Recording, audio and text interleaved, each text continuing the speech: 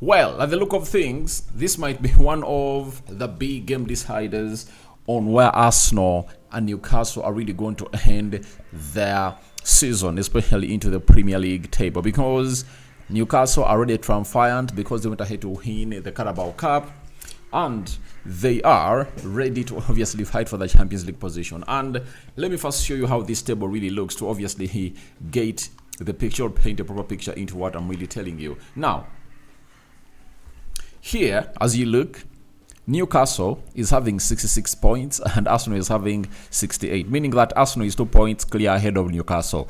And that means that if Arsenal wins tomorrow, they would have gone ahead, obviously, be 5 points ahead of Newcastle. You understand?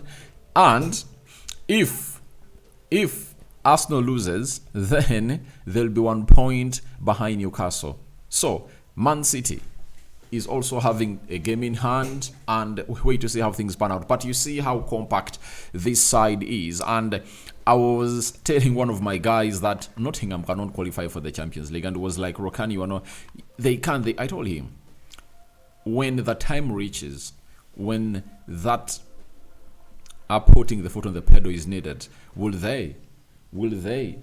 Because that's what separates a team that wants to qualify for the Champions League and a team that can't qualify for the Champions League, because there comes a time when you need to put in your A game and your mentality really serves you the best. So wait and see how things pan out. But all in all, things are not really okay for the side of Nottingham. And you saw last time the owner of Nottingham confronting Nuno Espirito on the pitch. That is it. So let's get into this beautiful game of football. Arsenal comes into this game of football after one.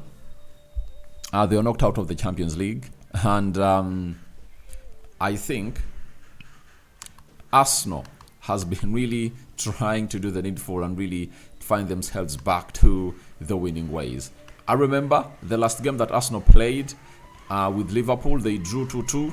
And I think if they are away from home and they really put out such a display, I think it gives them a very huge go to City, obviously come into this game of football and they really execute all what they're supposed to execute in here. So let's wait and see how things pan out. But talking about Arsenal, Jorginho, Gabriel Jesus, Gabriel Magalhaes, and Tomiyasu, all that's out.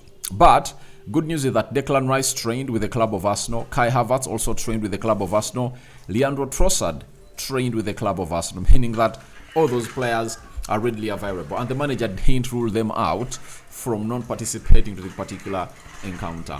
Now, Steve Bootman is out for the game of Arsenal on the side of Newcastle. Joe Willock, the former graduate from the Hell End Academy, is also out. Kylian Trippier is having a calf injury. Matt Target is having a thigh injury. Joe Wellington is having an injury. And Lewis Hull is having a foot injury. Now, if they're not having all those, I think no one will come out and say we are also having injuries. Because if you're not having Steve Bootman, Kylian Trippier, Target, Joe Wellington, and Lewis Hall, I think it's really a very, very, very big blow for the side of Arsenal. Sorry, the side of Newcastle coming to this game of football. So, those are the players that we expect not to play. But if at all any of those really comes in, just know he has gone ahead to pass what we call a late fitness test. Now, let's get into the probable starting 11 of Arsenal, and then later I'll bring you that of Newcastle. Now, Arsenal plays in a system of 4-3-3. That is it. They play in a system of 4-3-3. That is Arsenal for you. So, we obviously get into the pitch. Number one goalkeeper, David Raya. No doubts about that.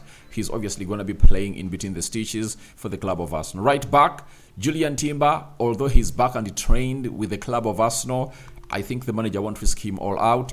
He will be like, let me play Benjamin White, who is really fit to really take on whoever will be played as a left forward for the side of Newcastle. Left back, I think Ricardo Carafiori will come in through and obviously play a little bit of a part into that beautiful game of football. And he will obviously be facing, I think, Anthony Gordon. And right-sided centre-back, William Saliba. And then left-sided centre-back, it will be Jakub Kiwior.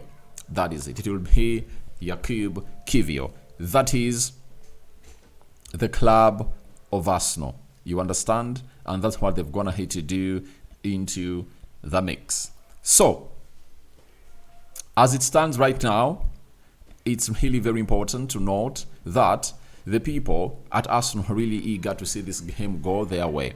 Now, CDM, Thomas Partey, right? From Partey, we'll obviously get to Lewis Kelly being played in the midfield. It will depend on to Declan Rice fitness levels. If Declan Rice ticks all the boxes of being fit, I tell you what, he'll obviously earn himself a place into the starting position. But if he doesn't, I see the manager really getting in Lewis Kelly to do that part. Martin Odegaard will obviously show up into this beautiful game of football and play as a number 10. Right forward, none other than Bukayo Saka. That is it. It will be Bukayo Saka. Left forward, Gabriel Martinelli. Leading the line, obviously we'll go for Mikel Merino. That's my probable starting 11 for the club of Arsenal as they con Newcastle. But the manager might obviously switch it a little bit and we'll be like, let me get Mikel Merino to the midfield. Let me get Lewis Kelly into the left back position. Let me get Sterling to lead the line and play as a false number 9 to this game of football. So he's really having very many players that he can obviously choose on. But I think this is going to be the ideal starting 11 for the club of Arsenal as they host Newcastle at the Emirates. In a game that I believe Arsenal can obviously get a result, and all they need is a draw to see to it that they don't lose. You know, they don't lose to the side of Newcastle, because when they draw, they'll go to 69 points and Newcastle will go at 67. And even if Man City wins, they go to 68, and Arsenal will be left with one game to play to end the season. And obviously, ending the season, they'll end the season with a game against Southampton away from home. So I think that will be a game for them to win. So that's exactly what you're really having in here. And let's see the probable starting 11 for the side of Newcastle. Pope, Nick in goal, Kraft, Shah, Ban, and Murphy. That is the back four. Sandro Tonali, Bruno Guimaraes, and Livramento. Livramento in there. Then Barnes, Gordon, and Isak in there.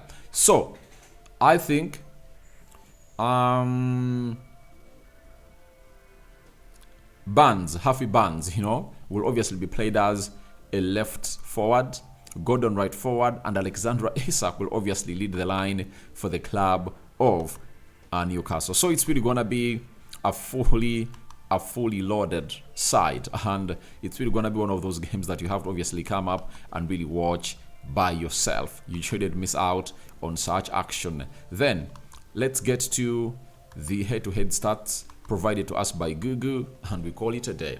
1. Arsenal have lost just one of their last 20 Premier League home games against Newcastle.